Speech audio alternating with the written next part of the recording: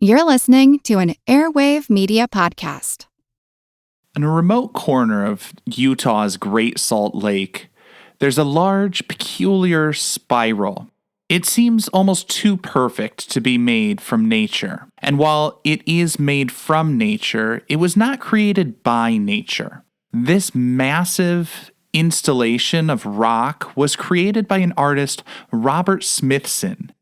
It was an earthwork, an art installation made of natural materials, in this case 6,000 tons of black stone and earth dumped into the Great Salt Lake to form this spiral path jutting out onto the lake. And with all earthworks, the decay over time and the changes that happen because of the force of nature is a part of the work.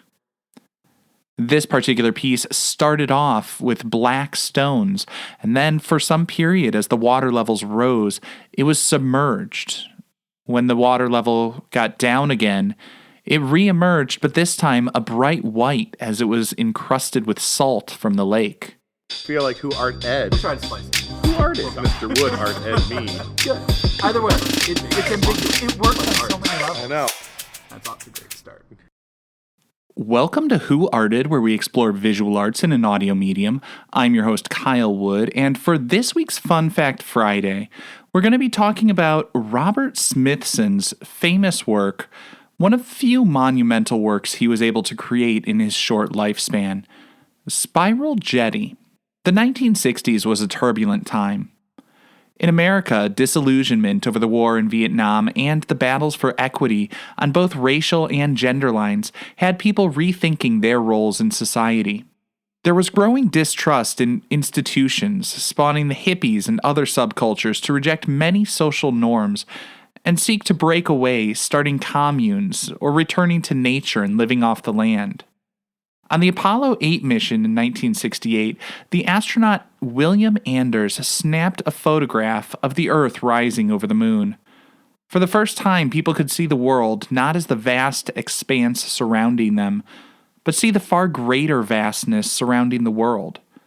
Suddenly, the Earth was smaller. People could see the Earth as a tiny blue marble, fragile, a little oasis in the vast and desolate space. It quite literally gave everyone a whole new perspective on our world.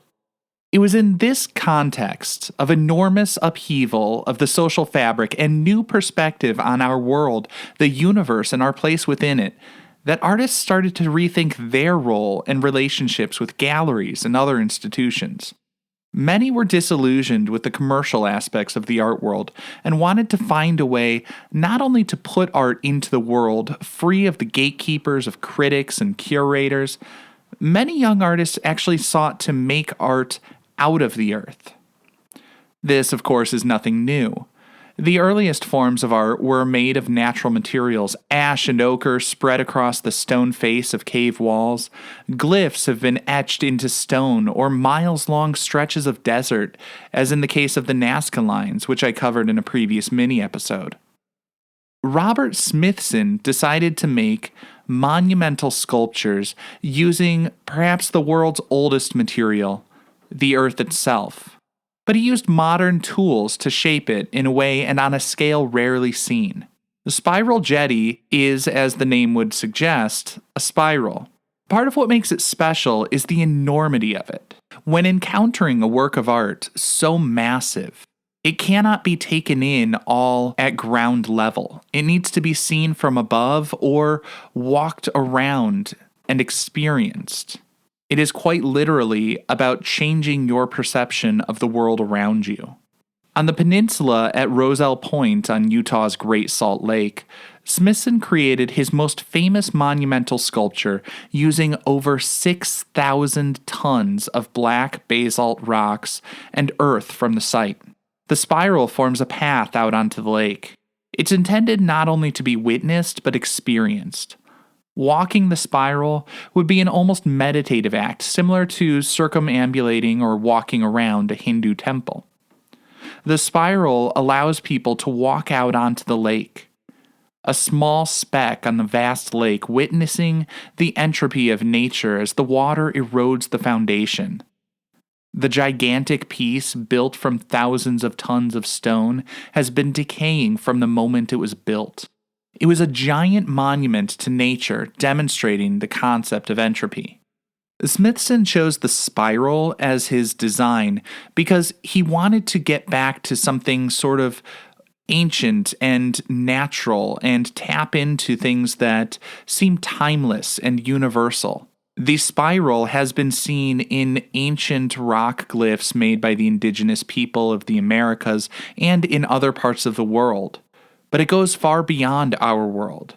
Smithson talked about the connection to spiral galaxies. It truly is a universal design. And it was born out of a time of social upheaval and changing norms in which people were rethinking the ways they related to both nature and the constructed environment. Now that I'm saying it out loud, I suppose it could easily be a description of pretty much any time period, as the only true constant is change.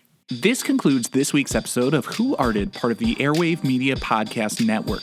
If you found this tolerable, please leave a rating or review on your favorite podcast app. You can find images of the work being discussed this week and every week on social media at Who Arted Podcast on Twitter, Instagram, and TikTok, and of course on the website whoartedpodcast.com. Podcast done.